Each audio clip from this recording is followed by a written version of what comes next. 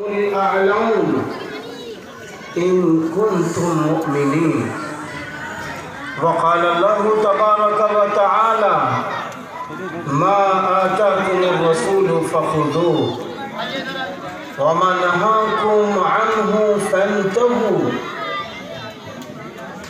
وقال الله تبارك وتعالى إن الدين عند الله الإسلام. صدق الله العظيم. وقال النبي صلى الله عليه وسلم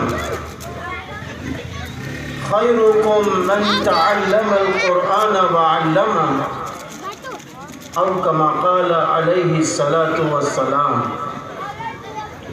وقال النبي صلى الله عليه وسلم الخلق عيال الله أو كما قال عليه الصلاة والسلام. وقال النبي صلى الله عليه وسلم من تشبه بقوم فهو منهم أو كما قال عليه الصلاة والسلام. اللہ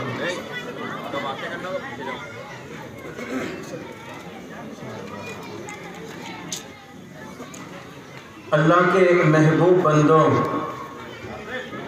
اور اللہ کی محبوب بندیوں،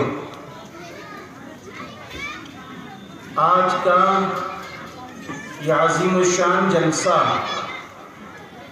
جلسہ سیرت النبی صلی اللہ علیہ وسلم و تعلیمی بیداری کے نام سے منعقد ہوا ہے۔ اس جلسے کے صدر محترم عزت مآب و عالی وقار حضرت مولانا کفیل اشرف صاحب دامت برکاتہم ہیں، جو انشاءاللہ ابھی چند لمحوں کے بعد ہمارے اور آپ کے مابین تشریف لائیں۔ حضرات، جلسے کا مقصد ہے کیا؟ جلسہ کیوں کرایا جاتا ہے؟ آپ کو جوڑا کیوں جاتا ہے؟ محلے کے لوگوں کو لاؤڈ اسپیکر لگا کر سنوایا کیوں جاتا ہے؟ اس کا ایک مقصد ہے، اس کے پیچھے ایک فکر ہے، ایک بڑی سوچ ہے۔ حضرت مولانا شاہدین صاحب نے جو آپ کو جوڑا، یا مسجد ابراہیمی یا مدرسہ ابراہیمی کے ذمہ داروں نے آپ کو ہمیں جوڑا ہے، اس کے پیچھے ایک مقصد ہے، ایک پلان ہے، ایک سوچ ہے۔ وہ یہ ہے کہ ہم کو اپنا وہ سبق یاد کرنا ہے جس سبق کو یاد کر کے دنیا میں عزت والے بننا ہے اور آخرت میں جنت والا بننا ہے۔ جلسے کا دوسرا مقصد یہ ہے کہ ہمیں دنیا میں عزت والا بنتے ہوئے دوسروں کو بھی عزت والا بنانا ہے اور اپنے ساتھ بہت سارے انسانوں کو جنت لے کے جانا ہے۔ ایک انسان ہے خود کھاتا ہے اور سو جاتا ہے، اور ایک وہ انسان ہے جو کماتا ہے، خود بھی کھاتا ہے، ماں باپ کو خوشی سے کھلاتا ہے، اپنے بیوی بچوں کو خوشی سے کھلاتا ہے، اپنے بھائی بہنوں کو خوشی سے کھلاتا ہے، اور غریبوں، یتیموں، بیواؤں، مسکینوں کی وہ مدد کرتا ہے۔ تو اس انسان اور اس انسان میں فرق ہے۔ پہلے والے انسان کو یوں کہا جائے گا کہ اس کا کام صرف معاف کرنا، لیٹرین بھرنا، ٹوائلٹ بھرنا، اس کا مقصد صرف اتنا ہے کہ اچھا سے اچھا کھانا ہے اور ٹوائلٹ جانا ہے۔ ایک یہ زندگی، اور ایک زندگی وہ ہے جو رب کریم نے اپنی امانت دی ہے، اسلام بھی ایک امانت کے طور پر ہمیں ملا ہے، قرآن ہمیں امانت کے طور پر ملا ہے، یہ جسم ہمیں آپ کو امانت کے طور پر ملا ہے، یہ علمی صلاحیتیں ہمیں آپ کو امانت کے طور پر ملی ہیں، یہ جوانی ہمیں اور آپ کو امانت کے طور پر ملی ہے۔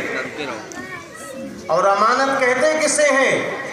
اگر آپ کو کسی نے 100 روپے دیا یا 1000 روپے دیا یا 1,00,000 روپیہ دیا کہ یہ رقم رکھ لیجئے، ہم آپ سے فلاں موقع پر لے لیں گے، تو معلوم ہے امانت داری کسے کہتے ہیں؟ اس رقم کا 1 روپیہ بھی خرچ نہ کیا جائے۔ ہو سکتا ہے آپ کے میرے ذہن میں یہ بات آ جائے، اما ہم اپنی رقم سے نکال کے دے دیں گے، یہ امانت داری نہیں ہے، یہ امانت داری نہیں ہے۔ امانت داری یہ ہے جو رقم اس شخص نے جس طرح دی تھی، اس رقم کو اچھی طرح اور مسکراتے ہوئے جب وہ مانگے تو اسے دے دو، اسے دے دو، یہ امانت داری ہے۔ جیسے ایک صحابہ رضی اللہ عنہ اجمعین میں ایک صحابی رسول ہیں، وہ سفر میں تشریف لے گئے، واپس آ رہے تھے، ان کا چہیتا بیٹا انتقال کر گیا۔ رسول اللہ صلی اللہ علیہ وسلم بھی ان کے اس بیٹے کو بہت چاہتے تھے۔ ان کی بیوی بڑی دانشور تھیں، بہت دور اندیش تھیں۔ آج یہ دور اندیشی ہماری ماؤں بہنوں میں نہیں ہے، وہ دور اندیش یہ تھی کہ اپنے محلے کی ساری عورتوں سے انہوں نے کہا، دیکھو میرے بیٹے کا انتقال ہو چکا ہے اور آج ہی میرا شوہر بھی آ رہا ہے، میرے شوہر کو ابھی کوئی خبر نہیں ہے، انتقال کی کوئی خبر نہیں ہے، تو اس لیے ایسا ہے کوئی بھی میرے شوہر کو نہ بتائے، نہ اندر نہ باہر۔ کیوں؟ میرا شوہر گھر آ رہا ہے، بہت ساری امیدوں سے آ رہا ہوگا، بڑے ان کے پلان ہوں گے، کہیں ایسا نہ ہو کہ وہ اپنے پلان میں فیل ہو جائے۔ بس کیا ہوا، ان کو انتظار تھا کہ شوہر آ جائے، بیٹے کو یوں ہی چادر اڑا دی، شوہر رات میں اپنے گھر میں آئے، پوچھا سب خیریت سے ہیں؟ الحمدللہ۔ اس کے بعد میں کہا کہ بیٹا ٹھیک ہے؟ ہاں ماشاءاللہ، اللہ کا شکر ہے، بیٹا سو رہا ہے۔ ٹھیک ہے، اب سوچئے ذرا، اس کے بعد شوہر بیوی کے جو تعلقات ہوتے ہیں وہ بھی ہو گئے، اور جب بیوی نے دیکھا کہ میرا شوہر اب خوش ہے، میرے شوہر کو بشاشت ہو گئی ہے، تب وہ بولنے لگی، میرے سرتاج اگر کوئی امانت، کسی کی بھی امانت آپ کے پاس ہو وہ لے لے تو آپ کو کیسا لگے گا؟ یہ تو بڑی اچھی بات ہے، جس کی امانت تھی وہ لے لے، یہ تو بہت اچھی بات ہے۔ پھر بتایا کہ آپ اس پر خوش ہو جائیں گے؟ ہاں میں خوش ہو جاؤں گا۔ فرمایا دیکھو اللہ تعالیٰ نے جو ہمیں اور آپ کو بیٹا دیا تھا وہ اللہ کی امانت تھی، اللہ نے اس بیٹے کو لے لیا۔ اللہ اکبر! اتنا سننا تھا کہ آنکھوں میں آنسو آ گئے، اور فوراً کہنے لگے، صبح ہوئی، رسول اللہ صلی اللہ علیہ وسلم کے دربار میں پہنچ گئے، اے اللہ کے رسول غضب ہو گیا، اے اللہ کے رسول غضب ہو گیا، کیا ہوا؟ اے اللہ کے رسول میرے یہاں بیٹے کا انتقال ہو گیا، بیٹا انتقال کی حالت میں بستر پہ ہے، اور اللہ کے رسول ہم اور اپنی بیوی خوش ہو گئے رات میں، ہمیں پتہ بھی نہیں چلا، یہ تو غضب ہو گیا۔ اللہ کے رسول صلی اللہ علیہ وسلم نے فرمایا، میرے دوست اللہ تعالیٰ اس کا بہترین بدل اچھا دے دے گا، اللہ تعالیٰ آپ کو خوش کر دے گا، اللہ تعالیٰ بھی اس خاتون کی ان فکر و ان فکروں پر خوش ہے؟ تو میں یہاں ٹھہر کر ایک بات کہنا چاہتا ہوں، کیونکہ ہماری بہت ساری بچیاں، بہت ساری مائیں ہیں کہ اچھی ماں ہوں، وہ جملہ میں دہرانا چاہتا ہوں۔ وہ جملہ یہ ہے کہ جب شوہر گھر میں آتا ہے، جب شوہر گھر میں آتا ہے تو وہ فکر خاتون کی نہیں ہوتی۔ بہت کم عورتوں کی یہ فکر ہوتی ہے کہ میرا شوہر دکان سے آ رہا ہے، تھکا ہوگا، کارخانے سے آ رہا ہے، تھکا ہوگا، یا سفر سے آ رہا ہے، تھکا ہوگا۔ ان کی مرادیں ہم پہلے پوری کر لیں، بعد میں اپنی باتیں رکھیں۔ بہت کم ایسا ہوتا ہے۔ شوہر گھر میں داخل ہوا، گڈو کے ابا، یہ گڈو پریشان بہت کر رہے ہیں، پپی کے ابا بہت پریشان کر رہے ہیں۔ لو بھائی، پپو کے ابا یہ تو دن بھر پتنگ ہی اڑاتا رہا۔ ہاں اللہ اللہ، اب وہ کس حال میں اندر داخل ہوا؟ یا ٹلو پمپ خراب ہو گیا؟ گڈو کے ابا آپ تو ٹلو پمپ بنواتے بھی نہیں ہیں۔ یا اللہ، اب وہ بیچارہ کیا کرے؟ وہ تو آیا تھا بڑے پلان کے ساتھ، یا باہر سے بیچارہ مصیبت زدہ ہو کر آیا گھر میں اور اس کو مصیبت بن گئی۔ اس لیے عورتوں کی دانشوری یہ ہے کہ وہ اپنے شوہروں کا دل جیتے، وہ اپنے شوہروں کا دل جیتے، اپنے پتی کا دل جیتے۔ یاد رکھنا، جن عورتوں کے اندر یہ خوبیاں ہوتی ہیں، اپنے پتی کا احترام کرنا، اسے خوش کرنا اور اس کی امانت کی حفاظت کرنا۔ یہ بچے اس کی امانت، یہ بیوی اس کی امانت، ہم سب اللہ کی امانت۔ عورتوں کا کام یہ ہے کہ ان کے بچوں کو اس قابل بنا دو کہ یہ بچہ جب بالغ ہو تو یہ ایماندار ہو، یہ دیندار ہو، یہ اللہ سے ڈرنے والا ہو۔ اس کے دل میں یہ خوف پیدا کر دو کہ کوئی انسان تمہارے گناہ کو دیکھے یا نہ دیکھے، لیکن تیرا پیدا کرنے والا، میرا پیدا کرنے والا اللہ دیکھ رہا ہے۔ یہ ہر خاتون کا کام ہے۔ آج ہماری مائیں اس ذمہ داری سے بہت دور چلی گئی، جس کا رزلٹ کیا ہوا؟ رزلٹ یہ ہوا کہ نمبر 1 کی کمائی، باپ نے کمائی لیکن تربیت اچھی نہیں ہوئی، پرورش اچھی نہیں ہوئی، تو آج وہ جوان ہونے کے بعد جب وہی باپ بڑھاپے کو پہنچا تو اس نوجوان نے جوا کے ذریعے، سٹے بازی کے ذریعے اور چوری کے ذریعے، سود و رشوت کے ذریعے اس نے اپنے گھر کی پرورش کی ہے، اپنے گھر کا خرچہ چلایا ہے۔ یہ کون نوجوان ہے؟ یہ وہی نوجوان ہے جس کی پرورش اس کی ماں نے اس طرح نہیں کی تھی کہ یہ جوان ہو کر اللہ سے ڈرتا۔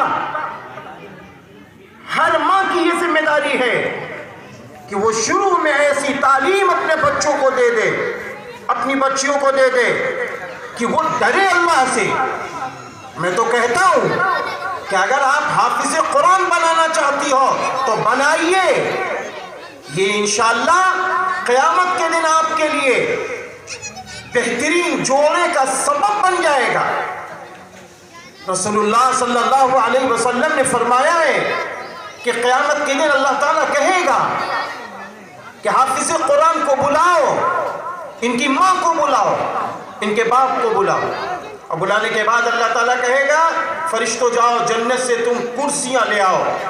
2 کرسی لائی جائیں گی، شاندار کرسی ہوگی، پھر اس کرسی پر ان کی ماں، ان کے باپ کو بٹھالا جائے گا، اور پھر اللہ تعالیٰ کہے گا فرشتوں جنت سے 2 تاج لے آؤ۔ اما بیٹا حافظ قرآن ہے، تاج پہنایا جائے گا ان کی ماں کو، ان کے باپ کو۔ حافظ بعمل کے بچوں کا یہ عالم اور ان کے باپ کا یہ اکرام۔ اس کے بعد تاج جب پہنا دیا جائے گا، تاج پوشی ہو جائے گی، تب اللہ تعالیٰ کہے گا حافظ قرآن آ میرے سامنے میرا قرآن پڑھ۔ جیسا قرآن تو دنیا میں پڑھتا تھا ایسا پڑھ، ٹھہر ٹھہر کر پڑھ۔ تو یہ فضیلتیں ہیں حافظ قرآن کی۔ آج لوگ کہتے ہیں کہ حافظ قرآن بنائیں گے کیا ملے گا؟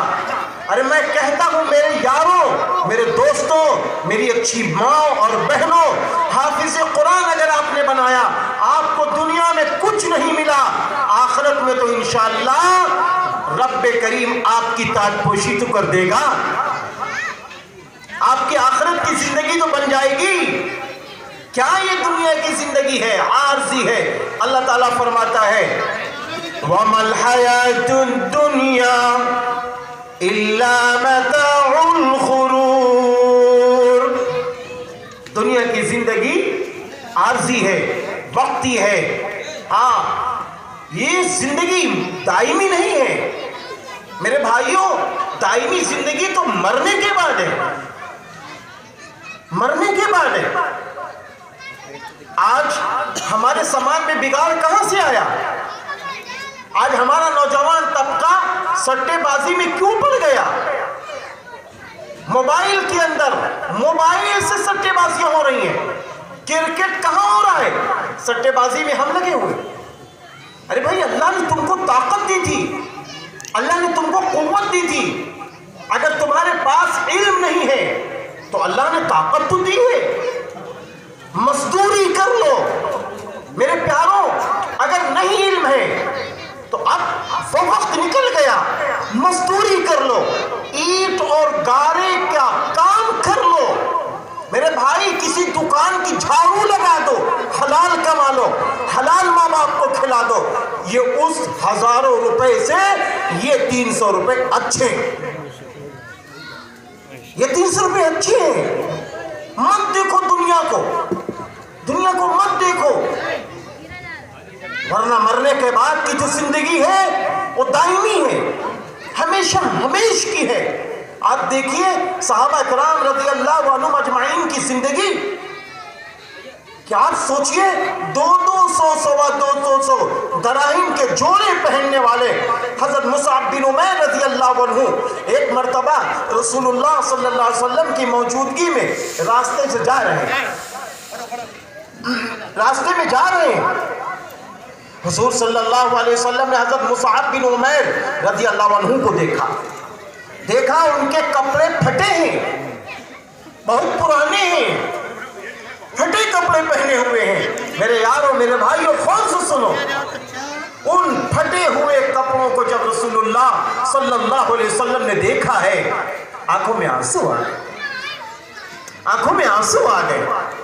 آنکھوں میں آنسو آنے کے بعد آپ نے فرمایا، اے میرے دوستو، اے میرے صحابہ، تمہیں معلوم ہے یہ وہی مصعب بن عمیر ہیں جب انہوں نے اسلام میں اپنے آپ کو داخل نہیں کیا تھا تو یہ 200 سوا 200 دراہم کا ان کے باپ جوڑا پہناتے تھے۔ یہ وہی مصعب بن عمیر ہیں جس گلی سے یہ نکلتے تھے تو اس گلی کے لوگ بعد میں یہ کہتے تھے ادھر سے مصعب بن عمیر گزر کے گئے ہیں، کیونکہ اتنا شاندار عطر اور خوشبو لگاتے تھے، اتنے صاف ستھرے تھے۔ لیکن یہ صحابہ آج ان کی حالت کو دیکھو، میرے نبی کے آنکھوں میں آنسو آ گئے۔ یہ قربانیاں کیوں تھیں؟ یہ قربانیاں کس وجہ سے تھیں؟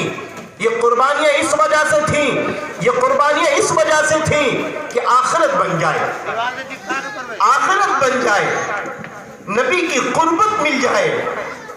ابھی ہمارے دوست، میرے بھائی جناب حافظ شرافت عثمانی صاحب نے اشعار پڑھے، آپ نے فرمایا جنت کس کو بلاتی ہے؟ عاشق رسول، عاشق صحابہ۔ میرے بھائیوں، یہ بات یاد رکھنا، اچھی طرح یاد رکھنا، جس طرح میرے نبی آئیڈیل ہیں اس طرح صحابہ بھی آئیڈیل ہیں۔ ادنا درجے کا صحابی بھی اللہ کا محبوب ہے۔ یہ بات اچھی طرح یہ بھی یاد رکھنا، اگر کسی شخص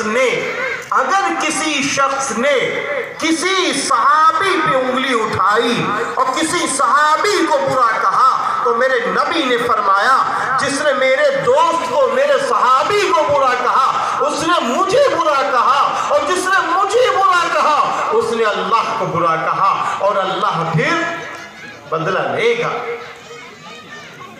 اس لیے میرے بھائیوں، جانثار صحابہ ہمارے اور آپ کے لیے آئیڈیل ہیں، نمونہ ہیں۔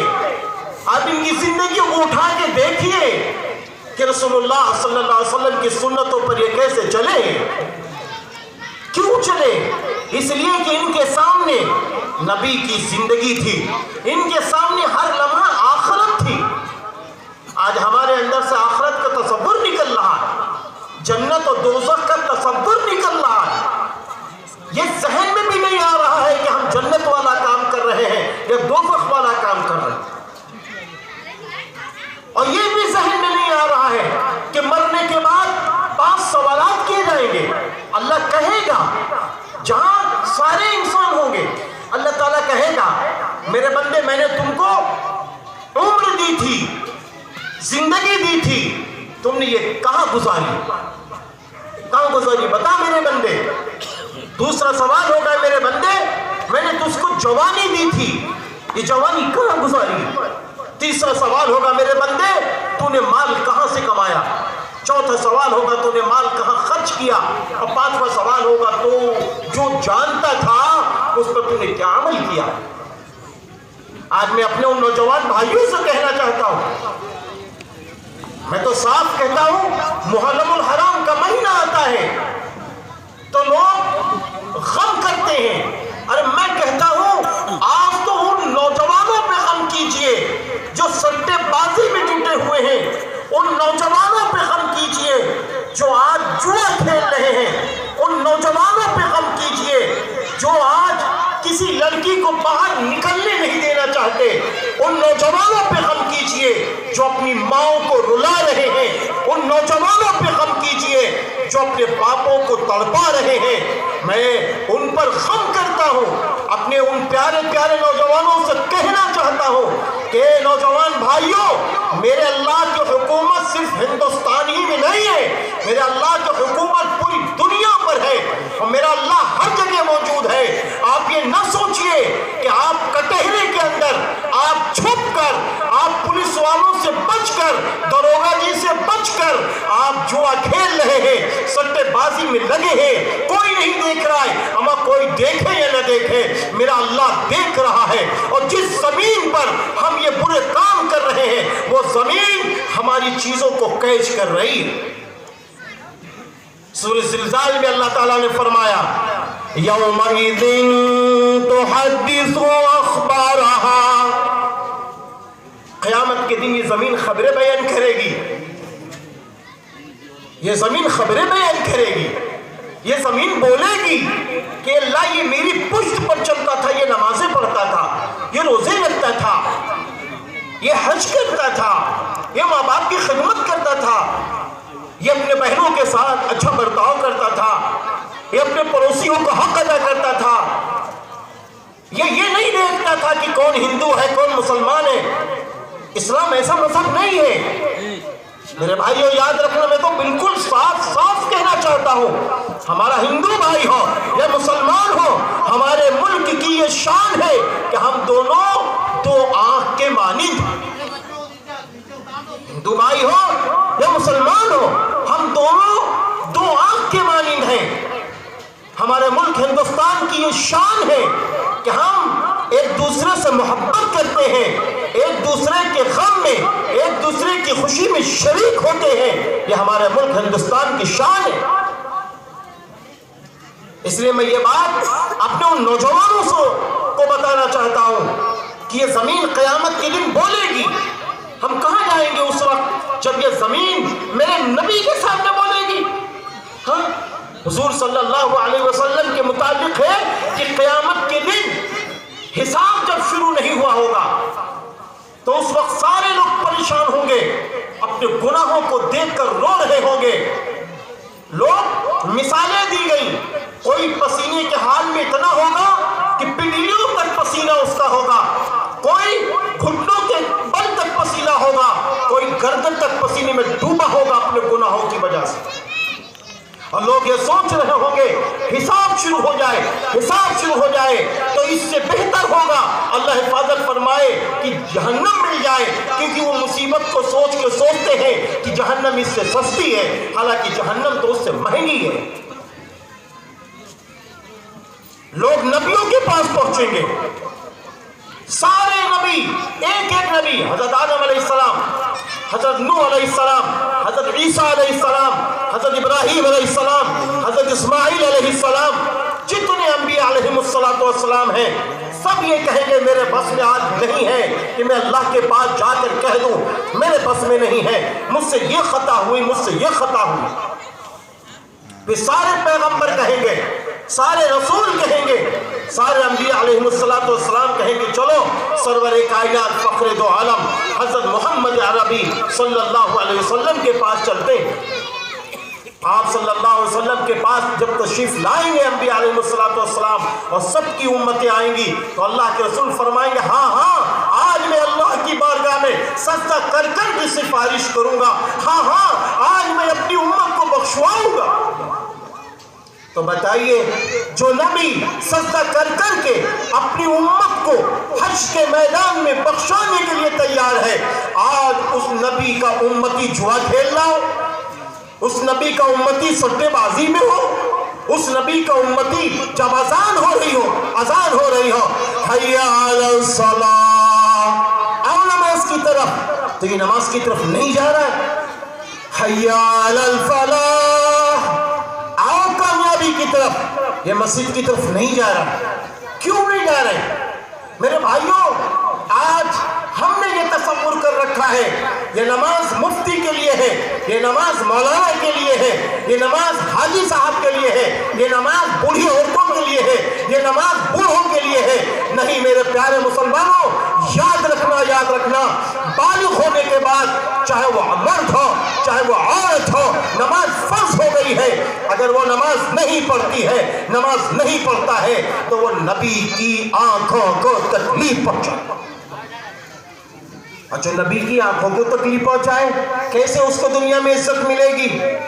آج ہم کہہ رہے ہیں ہمیں دنیا میں عزت نہیں مل رہی ہے، آج ہم کہہ رہے ہیں دنیا میں ہمیں عزت نہیں مل رہی ہے، ہم 25 کروڑ ہیں ہمیں عزت نہیں مل رہی ہے۔ ہمارے یارو زندوں کو عزت ملتی ہے، معاف کر دینا، یا مردوں کو عزت ملتی ہے؟ ہم آپ نماز کو بالکل حلوہ اور کھیل سمجھتے ہیں، اور جبکہ نماز کے لیے رسول اللہ صلی اللہ علیہ وسلم نے کیا فرمایا؟ فرمایا نماز کی مثال ایسی ہے جیسے جسم میں سر، نماز کی مثال ایسی ہے جیسے جسم کے حصے میں سر ہمارا۔ میرے بھائی اگر کسی کا ایک ہاتھ کٹ جائے وہ جیتا نظر آتا ہے، وہ چلتا نظر آتا ہے، کسی کے دونوں ہاتھ کٹے ہو تب بھی وہ چلتا پھرتا نظر آتا ہے۔ میرے بھائی کسی کا ایک ہاتھ دونوں ہاتھ کے ساتھ ایک پیر بھی کٹا ہو تب بھی وہ چلتا پھرتا نظر آتا ہے۔ اللہ نہ کرے اس کے ہاتھ پیر کچھ بھی نہ ہو۔ آپ دیکھو نا کہ مزارات کے سامنے کیسے کیسے لوگ بیچارے پڑے رہتے ہیں، کبھی ان کو دیکھو تب بھی وہ زندہ ہیں، ان کے پیر بھی کٹے ہیں بیچاروں کے، یا اس طریقے سے قدرتی طور پر وہ دنیا میں ایسے ہی آ گئے، آج وہ زندہ ہے۔ لیکن کبھی آپ نے ایسا بھی انسان دیکھا ہے کہ اس کا سر ہی غائب ہو اور وہ زندہ ہو؟ اس کا سر ہی غائب ہو اور وہ زندہ ہو؟ تو میرے پیارے مسلمانوں ہم لوگ زندہ ہیں کہاں؟ زندہ وہ لوگ ہیں جو نماز پڑھتے ہیں، زندہ دل وہ لوگ ہیں جو اللہ کا ذکر کرتے ہیں۔ اللہ تعالیٰ نے قرآن میں کیا فرمایا؟ الا بذکر اللہ تطمئن القلوب، سن لو تمہارے دلوں کو سکون دینے والی ذات اللہ کا ذکر ہے، اللہ کا ذکر ہے۔ ہم قرآن پاک پڑھیں گے اللہ تعالیٰ دل کو سکون پہنچائے گا، ہم نمازیں پڑھیں گے دل کو سکون ملے گا، ہم درود شریف پڑھیں گے دل کو سکون ملے گا، ہم کلمہ طیبہ پڑھیں گے دل کو سکون ملے گا، ہم ماں باپ کا کہا مانیں گے دل کو سکون ملے گا، ہم ماں باپ کی خدمت کریں گے دل کو سکون ملے گا، بیوی شوہر کا حق ادا کرے دل میں سکون ملے گا، شوہر بیوی کا حق ادا کرے دل میں سکون ملے گا، شوہر اپنے بچوں کا حق ادا کرے دل میں سکون ملے گا، بچوں کو ایماندار بناؤ دل کو سکون ملے گا، بچوں کو دیندار بناؤ دل کو سکون ملے گا، نگاہوں کو پاک رکھو دل کو سکون ملے گا، دل کو پاک رکھو دل کو سکون ملے گا، حرام کمائیوں سے بچو، حلال کماؤ چاہے رقم کمی ہو دل کو سکون ملے گا۔ یہ سب سکون کے راستے ہیں۔ بہت سارے لوگ کہتے ہیں ہم خالی جب درود شریف پڑھتے ہیں اور تیسرا کلمہ پڑھتے ہیں یا پہلا کلمہ پڑھتے ہیں تبھی اللہ کا ذکر کرتے ہیں، یا قرآن پڑھتے ہیں تبھی اللہ کا ذکر کرتے ہیں۔ میں آپ کو بتاؤں، ہاں یہ اللہ کا ذکر ہے، لیکن وہ آدمی بھی ذاکر ہے جو چوری کر رہا ہو، اللہ کے خوف سے چوری کرنا چھوڑ دے، وہ بھی ذکر کرنے والا اللہ کا ہے، اللہ کے خوف سے چوری کرنا چھوڑ رہا ہے۔ وہ بھی نوجوان اللہ کا ذکر کر رہا ہے جو سٹہ بازی اس وجہ سے چھوڑ دے کہ اللہ تعالیٰ نے اس کو حرام کہا ہے، ہم اس کے قریب نہیں جائیں گے، نبی نے اس کو حرام کہا ہے، ہم اس کے قریب نہیں جائیں گے، یہ بھی اللہ کا ذکر کرنے والا ہے۔ ان کا شمار ذاکرین میں۔ اس لیے میں اپنے ان نوجوانوں سے صاف صاف کہنا چاہتا ہوں، اے پیارے نوجوانوں، اندھیرے میں مت جاؤ، قسم خدائے پاک کی تم امیر نہیں ہو سکتے۔ سودی کاروبار کرنے والے امیر نہ ہو سکے، بیاس کے کاروبار کرنے والے امیر نہ ہو سکے، چوری کرنے والے امیر نہ ہو سکے، ڈکیتی کرنے والے امیر نہ ہو سکے، دھوکہ دینے والے امیر نہ ہو سکے، میرے بھائیوں لوگوں پہ ظلم کرنے والے طاقتور نہ ہو سکے۔ اس لیے نہ ظلم کرو، نہ حرام کماؤ، نہ ماں باپ کو حرام کھلاؤ، کم کھاؤ، غم کھاؤ۔ کہاں جا رہے ہو؟ کس رخ پر جا رہے ہو؟ اپنا رخ اللہ کی طرف موڑو، اپنا رخ نبی کی سنتوں کی طرف موڑو، اپنا رخ صحابہ کی محبتوں کی طرف موڑو، اپنا رخ ماں باپ کی دعاؤں لینے والا بناؤ، اپنا رخ مسجد کی طرف کرو، اپنا رخ قرآن کی طرف کرو، اپنا رخ صراط مستقیم کی طرف کرو۔ یاد رکھنا، دنیا میں نہ تعداد کی بنیاد پر ہم کامیاب ہو سکتے ہیں، نہ طاقت کی بنیاد پر ہم کامیاب ہو سکتے ہیں، نہ مال کی بنیاد پر ہم کامیاب ہو سکتے ہیں۔ اگر کامیابی چاہتے ہو، دنیا کے جس کونے میں بھی ہم رہیں، ہم اگر کامیابی چاہتے ہیں تو کامیابی کے لیے قرآن پاک سے ہمیں سوال کرنا ہوگا کہ اے قرآن مجھے تو بتا دے میں کامیاب کیسے ہوں گا، میں کامیاب کیسے ہو سکتا ہوں، اے قرآن تو بتا، اے قرآن تو بتا۔ تو قرآن صاف کہتا ہے وَأَنْتُمُ الْأَعْلَوْنَ إِن كُنْتُم مُؤْمِنِينَ، اور تم ہی بلند ہوگے اگر تم مومن ہو۔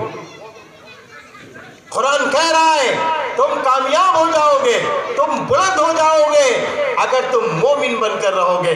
مومن بن جاؤ میرے بھائیوں، دنیا میں نوٹ کے بغیر کچھ نہیں ملتا، آخرت میں ایمان کے بغیر کچھ نہ ملے گا، آخرت میں ایمان کے بغیر کچھ نہ ملے گا۔ اس لیے دنیا میں بھی ایمان کے ساتھ رہو تو چاروں طرف سے اللہ کی مدد، اللہ کی نصرت، فرشتے ہمارے اور آپ کے ساتھ رہیں گے، فرشتوں کی دعائیں ہمیں ملیں گی، آپ کو ملیں گی۔ میں آپ کو بتاتا ہوں ایمانی سلسلے کی دو کڑی۔ حضور صلی اللہ علیہ وسلم نے ارشاد فرمایا، ایک شخص سونے چلتا ہے اور وضو کر لیتا ہے۔ جو شخص سونے چلے اور وضو کر لے، وضو کر کے سو جائے، خالی وضو کیا اور سو گیا، حضور پاک صلی اللہ علیہ وسلم نے فرمایا ایک فرشتہ اس کے ساتھ چلا جاتا ہے، پھر وہ فرشتہ پوری رات اس کی حفاظت کرتا ہے، نگرانی کرتا ہے، پھر اس کے بعد وہ فرشتہ اس وقت دعا کرتا ہے جب سونے والا کہتا ہے، یعنی کروٹ لیتا ہے، یہ عمل کرتا ہے، کروٹ لے رہا ہے تو فرشتہ کہتا ہے اے اللہ اس شخص کی بخشش فرما اس لیے کہ یہ باوضو سویا۔ ایمان والوں بنو، فرشتوں کی دعائیں لے لو، فرشتوں کی دعائیں لے لو۔ آج ہم دعائیں لینا نہیں چاہتے، کھانا کھا رہے ہیں۔ حضور پاک صلی اللہ علیہ وسلم نے فرمایا کہ جس شخص نے جس برتن میں کھانا کھایا اور اس برتن کو اپنی انگلیوں سے چاٹ لیا، اس میں کچھ لگا نہ رہنے دیا، تو حضور پاک صلی اللہ علیہ وسلم نے فرمایا برتن دعا دیتا ہے اے اللہ اس نے شیطان کے منہ لگنے سے مجھے بچایا ہے، اسے تو جہنم سے بچا۔ یہ مسلمانوں یہ کام کرو، یہ کام ہے، یہ کام ہے۔ آج آپ دیکھیے ہمارے اور آپ کے گھروں میں فرشتوں کے آنے پر پابندی ہے. شیطان تو آ جائے، رحمان کے فرشتے نہ آئے، ہم تم کو نہیں آنے دیں گے. اے میری ماں بہنوں، آپ سے بھی کہتا ہوں کہ ہم لوگوں نے طے کر لیا ہے ہمارے گھر میں شیطان داخل ہو، فرشتے نہ آئے. اب وہ کیا ہے؟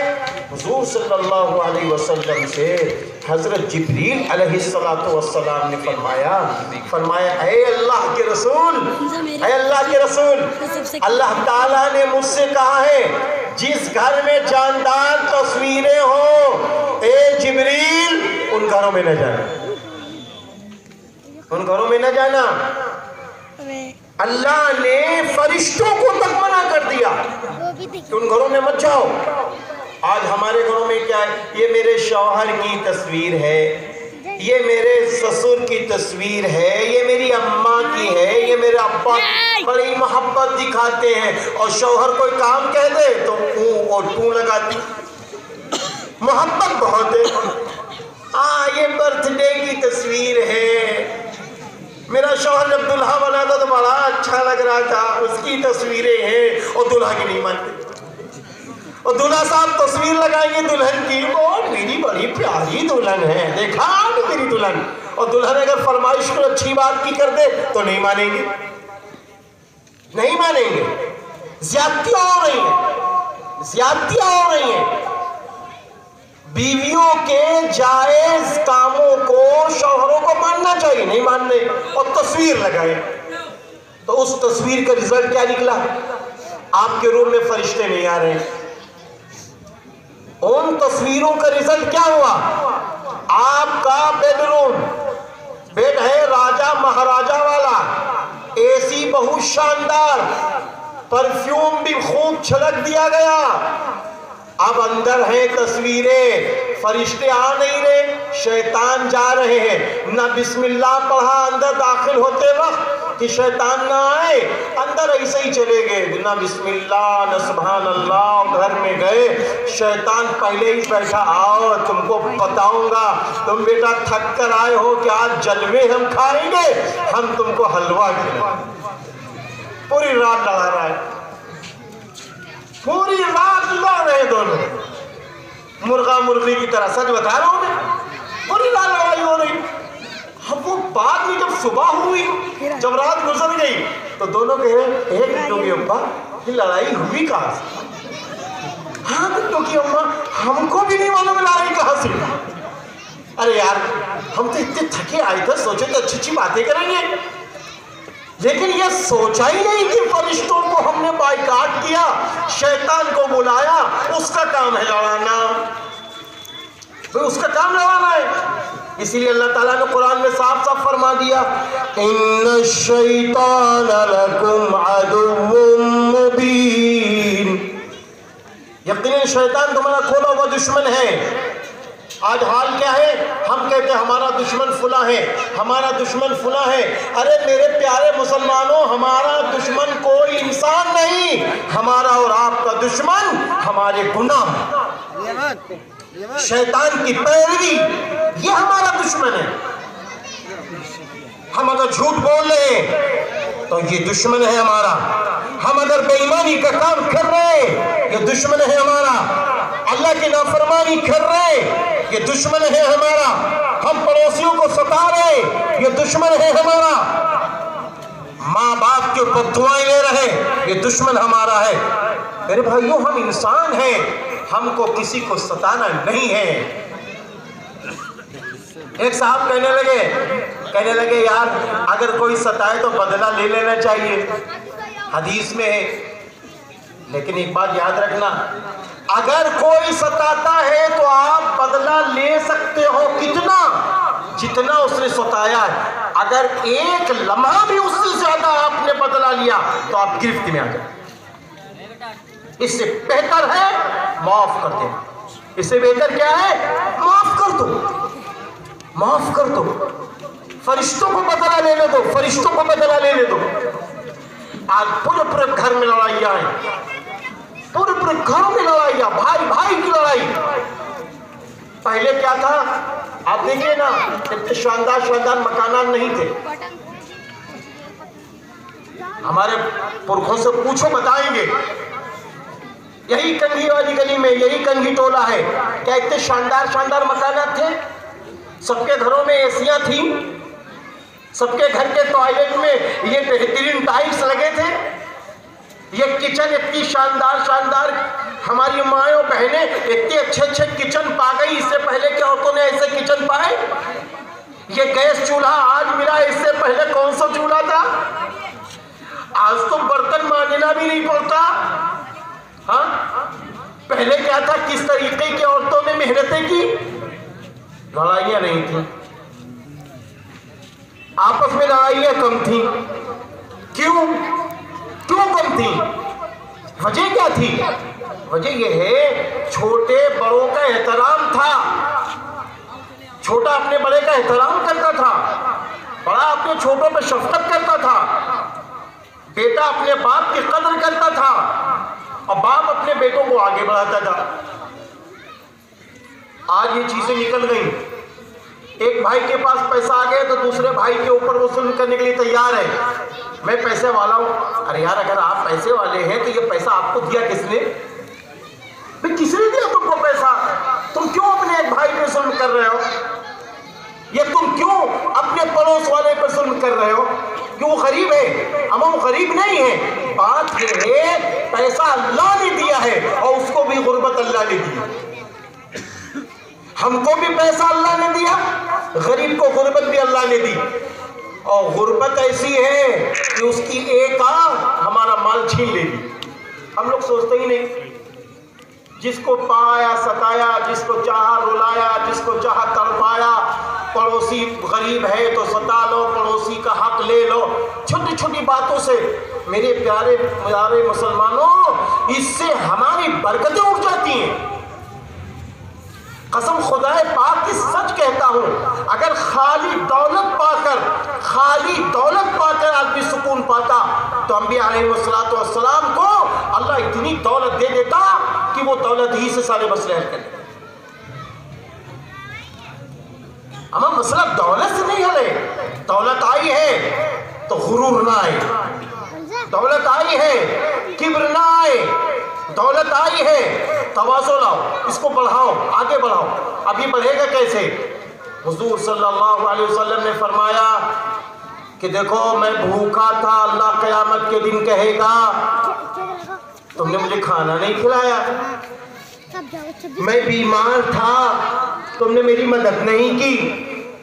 اس وقت بندہ کہے گا اے اللہ آپ بیمار کہاں پڑتے ہیں, آپ بھوکے کہاں رہتے ہیں؟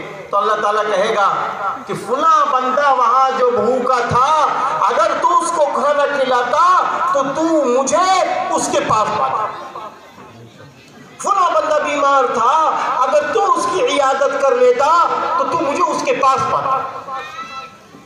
اب آپ بتائیے, لوگ کہتے ہیں کہ ہم نمازیں اس لیے پڑھتے ہیں کہ اللہ کو پا لیں, اور اللہ کو پانے کے لیے نماز بھی پڑھنا, اللہ کو پانے کے لیے غربا کی مدد بھی کرنی, اللہ کو پانے کے لیے مریضوں کی مدد بھی کرنی, ان کو دیکھنا بھی. اللہ کو پالو گے یار. پہلے وقت کے لوگ محنت کم کرتے تھے, لیکن یہ تعلقات, یہ رشتہ داریاں محلے میں, چاہے وہ ہندو بھائی ہو, چاہے مسلم ہو, چاہے شیعہ ہو, چاہے سنی ہو, چاہے عیسائی ہو, چاہے یہودی, ایک دوسرے میں محبتیں تھیں تو وہ آگے بڑھ رہے تھے, وہ آگے نکل گئے. آج ہمارا حال کیا ہوا؟ کروڑوں کے مالک پھر بھی رات کے 2 بجے تک موبائل دیکھ رہے ہیں. بیوی نے کہا کاہے کے لیے موبائل دیکھ رہے ہو؟ اما یار نیند نہیں آ رہی. کیوں؟ اما غریب سو رہا ہے, اس کے گھر کا جو بلڈوزر چل رہا ہے خوب خراٹے لینے والا, ہمارے گھر میں آواز آ رہی ہے. 200 روپے روز کا مالک سو رہا ہے, اور جو 2000 روپے روز پیدا کر رہا ہے کہتے ہیں نیند نہیں آ رہی, نیند نہیں آ رہی. بھئی نیند آئے گی کیسے؟ کیا نیند کسی پنساری کی دکان پہ ملتی ہے؟ اللہ نیند دیتا ہے. میرے بھائیوں یاد رکھو, کہیں نہیں اللہ نے ہمیں آپ کو آزاد چھوڑا. اللہ تعالیٰ نے صاف صاف ہمارے چیز میں فرما دیا وَجَعَلْنَا نَوْمَكُمْ سُبَاتًا وَجَعَلْنَا اللَّيْلَ لِبَاسًا وَجَعَلْنَا النَّهَارَ مَعَاشًا۔ اللہ تعالیٰ کہتا ہے ہم نے نیند تمہارے آرام کے لیے بنائی ہے۔ اب اس کو اے سی مل گیا، اب اس کو پیسہ مل گیا، اب یہ ڈاکٹر ہو گیا، اب یہ انجینئر ہو گیا، اب یہ مولانا ہو گیا، اب منمانی گزارو گے تو اللہ کہے گا ہم تمہاری نیند چھین لیں گے، بیٹا رہ جاؤ گے۔ اور جب مرغا بولے گا ککڑوں کو تب نیند آئے گی، تاکہ ڈاکٹر پیسہ خوب لے، کیونکہ جب بے وقت پہ نیند آئے گی تو اب بیماریاں بڑھیں گی، بیماریاں بڑھیں گی۔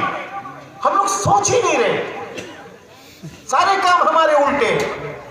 اب آپ سوچئے نا کہ اسلام کے لفظی معنی کیا ہے؟ اسلام کے لفظی معنی ہے سپرد کرنا۔ مسلم سپرد کرنے والا، اپنے آپ کو اللہ کے حوالے کرنے والے کا نام مسلمان ہے، اور پھر یہ اللہ کی مان نہیں رہا ہے۔ کس سے کہا جائے، کس سے کہا جائے نماز پڑھو؟ اس مسلمان سے کہا جائے گا کہ بھائی نماز پڑھو، اب وہ نماز نہیں پڑھ رہا ہے تو چونکہ یہ نماز نہیں پڑھ رہا ہے، یہ ایمانی کام نہیں کر رہا ہے، یہ دینی کام نہیں کر رہا ہے، تو یہ بتائیے اللہ کی مدد کہاں سے آئے گی؟ کہاں سے اللہ کی مدد آئے گی؟ کہاں سے اللہ کی نصرت ہوگی؟ اور جبکہ ہم اپنے بارے میں تھوڑا سا غور کر لیں، تھوڑا سا اپنے بارے میں غور کر لیں۔ وہ کیا غور کر لیں؟ ہم انسان ہیں، ہم انسان ہیں۔ انسان کے لفظی معنی کیا ہے؟ انسان کے لفظی معنی ہے محبت رکھنے والا۔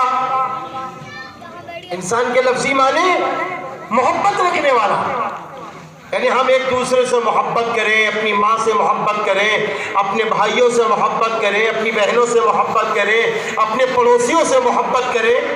پڑوسی ہمارا کسی بھی مسلک کا ہو، کسی بھی برادری کا ہو، کسی بھی مذہب کا ہو، ہمارے سب پڑوسی ہیں۔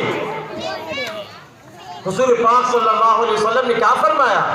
الخلق عیال اللہ۔ اللہ کے رسول صلی اللہ علیہ وسلم نے فرمایا سارے کے سارے انسان کنبہ کے مانند ہیں، خاندان کے مانند ہیں، خاندان کے مانند، سارے انسان خاندان کے مانند ہیں۔ اب جب سارے انسان خاندان کے مانند ہیں تو اس میں ہندو بھی ہیں، مسلمان بھی ہیں، سکھ بھی ہیں، عیسائی بھی ہیں، پنجابی بھی ہیں، ہندوستانی بھی ہیں، غیر ہندوستانی بھی ہیں، سارے کے سارے انسان ایک کنبے کے مانند ہیں، ایک کنبے کے مانند۔ تو ہم کو یہ سوچنا ہوگا سارے انسان ایک کنبے کے مانند ہیں، تو ہمیں مل جل کر رہنا ہے، ہمیں ایک دوسرے کا احترام کرنا ہے، ہمیں ایک دوسرے کے ساتھ اچھا برتاؤ کرنا ہے، ہمیں ایک دوسرے کا خیال کرنا ہے، ہمیں ایک دوسرے کا حق ادا کرنا ہے، ہمیں ایک دوسرے کا حق ادا کرنا ہے۔ اب حق ادا کرنے کے لیے کیا فرمایا گیا کہ بھائی انسانیت کو زندہ کرو، انسانیت کو زندہ کرو۔ اب انسانیت کے لفظی معنی کیا ہے؟ عقل کے، شعور کے، یعنی ہم عقل کے ساتھ اپنا کام کریں اسلام کی روشنی۔ خالی عقل سے ہی کام نہیں بنے گا۔ یہ جو تعلیمی بیداری کا آج عنوان ہے وہ اسی لیے تو ہے کہ علم یہ اللہ تعالیٰ کی صفت ہے۔ ہاں یہ بات اچھی طرح یاد رکھیے، اللہ تعالیٰ اپنی صفت بندوں کو اس لیے دیتا ہے کہ ہم نے تم کو علم دیا ہے، اب تم اچھی بری چیز کی تمیز کرو، اچھی بری چیز کی تمیز کرو۔ ہم نے اس لیے تم کو علم دیا۔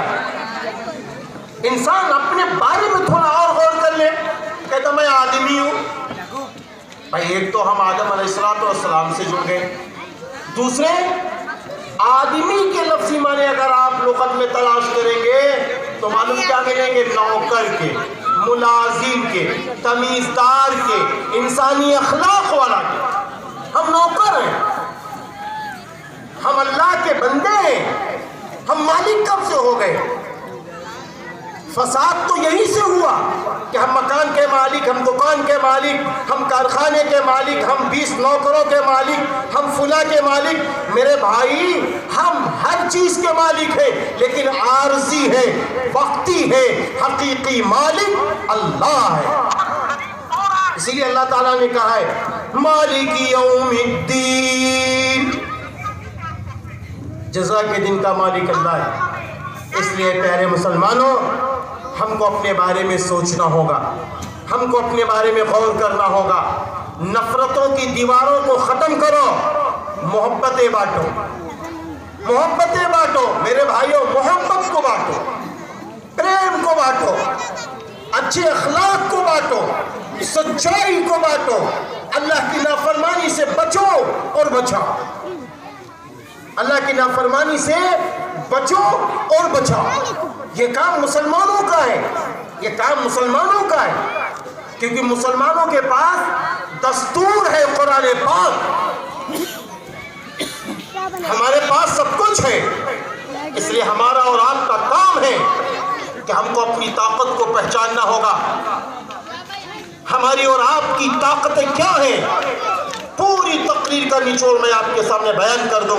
آخر میں ہماری اور آپ کی سب سے بڑی طاقت ایمان ہے، ہماری اور آپ کی طاقت اسلامی تعلیمات سے جڑنا ہے، ہماری اور آپ کی طاقت گھروں میں قرآن پاک کی تلاوت کرنا ہے، ہماری اور آپ کی طاقت رسول اللہ صلی اللہ علیہ وسلم کی سنتوں کو زندہ کرنا ہے، ہماری اور آپ کی طاقت صحابہ سے محبت کرنا ہے، ہماری اور آپ کی طاقت ماں باپ سے محبت کرنا ہے، ہماری اور آپ کی طاقت ایک دوسرے کا حق ادا کرنا ہے، ہماری اور آپ کی طاقت سچ بولنا ہے، ہماری اور آپ کی طاقت سود سے بچنا، رشوت سے بچنا اور ڈکا ماری سے بچنا، اور اسی طرح سٹہ بازاری کی باتوں سے بچنا اور حرام کمائیوں سے بچنا، یہ ہماری آپ کی طاقتیں ہیں۔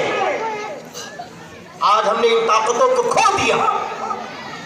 ظلم سے بچنا، کسی کو ستانے سے بچنا، اما وہ انسان ہے جو کسی انسان پر ظلم کرے، وہ انسان ہے جو کسی کو مارے۔ ہم کو ایسا نہیں بننا ہے، ہم کو اچھا انسان بننا ہے، اچھا آدمی بننا ہے، ایماندار نوکر بننا ہے، دیندار نوکر بننا ہے، امانت دار نوکر بننا ہے۔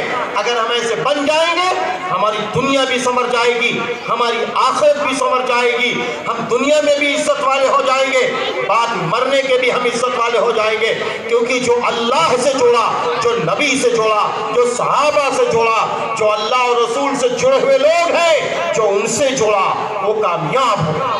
اللہ تعالیٰ نے قرآن میں فرمایا وَأَطِيعُوا اللَّهَ وَالرَّسُولَ لَعَلَّكُمْ تُرْحَمُونَ، اللہ کی اور رسول کی اطاعت کرو تاکہ تم پر رحم کیا جائے۔ اس لیے میرے بھائیوں، رحمت کے دروازے کھولو، برکت کے دروازے کھولنا چاہتے ہو، عزت کے، شہرت کے، بلندی کے دروازے کھولنا چاہتے ہو تو چھوٹی دنیا میں، عارضی دنیا میں، وقتی دنیا میں ایماندار بن کر جیو، دیندار بن کر جیو، تاکہ جب ہمارا اور آپ کا جنازہ نکلے تو لوگ یہ سوچ کے رو رہے ہوں یہ ہے ایماندار، یہ ہے دیندار، یہ ہے نمازی، یہ ہے قرآن پڑھنے والا، یہ ہے ماں باپ کا فرما بردار، یہ ہے بیوی کا حق ادا کرنے والا، یہ ہے اپنے بہنوں کو حصہ دینے والا، یہ ہے غریبوں کا مسیحا، یہ ہے یتیموں کا مسیحا، یہ ہے انسانوں سے محبت کرنے والا۔ ایسی باتیں ہمارے اندر پائی جانی چاہیے، ایسا انسان ہمیں اور آپ کو بننا چاہیے۔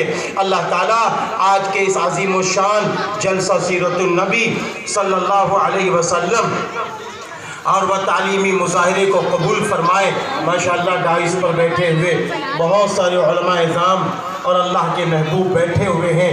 بڑی خوشی ہوئی کہ ماشاءاللہ ہمارے اور آپ کے بیچ میں حضرت مولانا کفیل اشرف صاحب دامت برکاتہم تشریف لے آئے ہیں، لیکن ایک بات میں ضرور کہوں گا آپ حضرات سے میرے پیارے مسلمانوں یاد رکھنا جب اللہ اور رسول کی باتیں ہو رہی ہوں، قرآن پڑھا جا رہا ہو تو کوئی بھی آ رہا ہو، آپ اس کو دیکھیے لیکن کھڑے ہو کر مجلس کا نظام درہم برہم نہ کیجئے۔ یہ اللہ اور رسول کی باتوں کی سننے کی اللہ نہ کرے کہیں توہین ہو جائے، اس کا بھی ہمیشہ خیال رکھنا۔ ہمارے اکابر آ رہے ہیں، ان سے محبت کیجئے، ان کی باتوں کو سنیے، ان کی باتوں پر عمل کیجئے، لیکن جہاں شریعت کہے کھڑے ہو جاؤ وہاں کھڑے ہو جاؤ، اور جہاں شریعت کہے بیٹھو وہاں بیٹھ جاؤ۔ اسی کا نام مسلمان ہے، اسی کا نام کلمہ گو ہے۔ اللہ تعالیٰ میری بھی مدد فرمائے، آپ کی بھی مدد فرمائے۔ مسجد کی کمیٹی، مدرسے کی کمیٹی کو تہہ دل سے مبارکبادی پیش کرتا ہوں۔ ماشاءاللہ بڑا اچھا پروگرام کیا ہے، اس سے پہلے چھوٹا پروگرام مسجد میں کیا تھا، اس مرتبہ ماشاءاللہ اکابرین کو بلا کر ایک اچھا اور بڑا پروگرام کر لیا۔ ناظم جلسہ جناب مولانا شہباز عالم ندوی صاحب اور قاری عبدالرشید صاحب اور جناب قاری عبدالرحمن صاحب اور مولانا شاہدین ندوی صاحب، مولانا دلاور حسین ندوی صاحب اور جناب حضرت مولانا خالد رشید فرنگی محلی صاحب اور جناب فیصل رشیدی صاحب، ثابت لکھنوی صاحب، حافظ شرافت عثمانی صاحب اور حضرت مولانا کفیل اشرف صاحب دامت برکاتہم، یہ سب آج کے اس پروگرام کے سمجھ لیجئے روح رواں ہیں، اور ان سب کی روح رواں بننے کا موقع کمیٹی کو اللہ نے دیا ہے۔ تہہ دل سے میں کمیٹی کو، کمیٹی کے ممبران کو مبارکبادی دیتا ہوں۔ وآخر دعوانا ان الحمدللہ رب العالمین۔ السلام علیکم ورحمۃ اللہ وبرکاتہ۔ ہمارے بھائی جناب محمد عادل صاحب مدد ذل العالی جو راجہ جی پورم سے تشریف لاتے ہیں، بہت مخلص ہے، میں ان کا بھی شکر گزار ہوں کہ تشریف لائے۔ وما علینا الا البلاغ۔